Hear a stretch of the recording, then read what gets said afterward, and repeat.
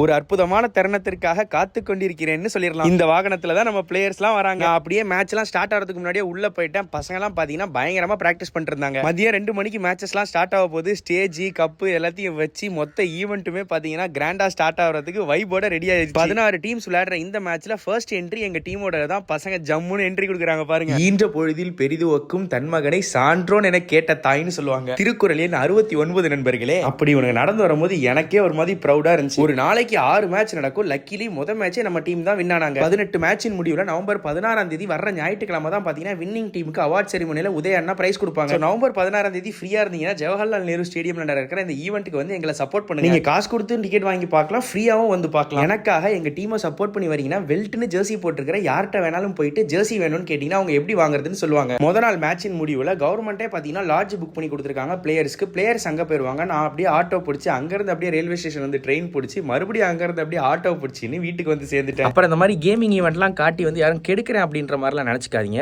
கேமிங்ல 2 விதம் இருக்கு. ஒன்று வந்து உங்க காசை போட்டு அது மூலியமா நீங்க காசு சம்பாதிக்கிறது, அது வந்து சூதாட்டம்னு சொல்லுவாங்க. இது வந்து பாத்தீங்கன்னா உங்களோட நேரத்தையும் உழைப்பையும் போட்டு தான் வந்து பாத்தீங்கன்னா இதுல வந்து பசங்க எல்லாம் ஜெயிக்கிறாங்க. அதனால வந்து யாரும் இது வந்து தப்பா எடுத்துக்க வேண்டாம். ஏன்னா நம்ம சேனல் ரொம்ப ரெகுலரா ஃபாலோ பண்றவங்களுக்கு தெரியும். நான் டெல்லி ஈவெண்ட் போயிருக்கேன். அதே மாதிரி வந்து இது தமிழ்நாட்டிலே கேமிங் திருவிழா, அப்புறம் பெங்களூர்ல கேமிங் ஹபா, இந்த மாதிரி நிறைய ஈவெண்ட் வந்து உங்களுக்கு நான் காட்டியிருப்பேன். இதெல்லாம் ஏன் காட்டுறேன் அப்படின்னா இப்படி ஒரு ஃபீல்டு இருக்குன்னே நிறைய பேருக்கு தெரியாதுன்னு நான் நம்புறேன். தமிழ்நாடு கவர்மெண்ட் 1 கோடி ரூபாய்க்கு டோர்னமெண்ட் நடத்துறாங்களா, அதுவும் ஆன்லைன் கேம்ஸ்க்கு அப்படின்ற மாதிரி வந்து நிறைய பேருக்கு தெரியாது. ப்ளஸ் அதில் போய் நான் கமெண்ட்ரி பண்ணுறேன்னா சும்மா பண்ணல, நான் சம்பளம் வாங்குறேன்.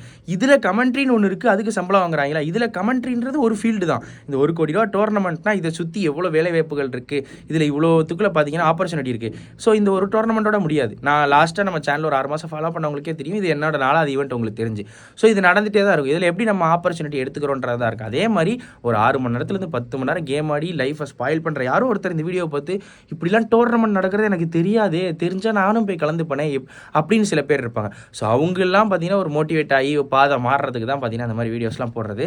ஸோ நீங்களும் வந்து வர்ற சண்டே வந்து கண்டிப்பாக வந்து உங்களோட அன்பை பரிமாறி எங்களோட டீமையும் பார்த்தீங்க அப்படின்னா சப்போர்ட் பண்ணுமாறு அன்போடு கேட்டுக்கொள்கிறேன். வந்துட்டு நீங்கள் அங்கே இந்த ஜெர்சி, இந்த கலரில் ஜெர்சி, ப்ளூ கலர்லனா வெள்ளை கலரில் வெல்ட்னு போட்டிருக்க ஜெர்சி யார் போட்டிருந்தாலும் அவங்ககிட்ட போயிட்டு எனக்கும் ஃப்ரீயாக ஜெர்சி வேணும் அப்படின்னு கேளுங்க. அவங்க வந்து எங்கே போய் வாங்கணும் அப்படின்னு சொல்லுவாங்க.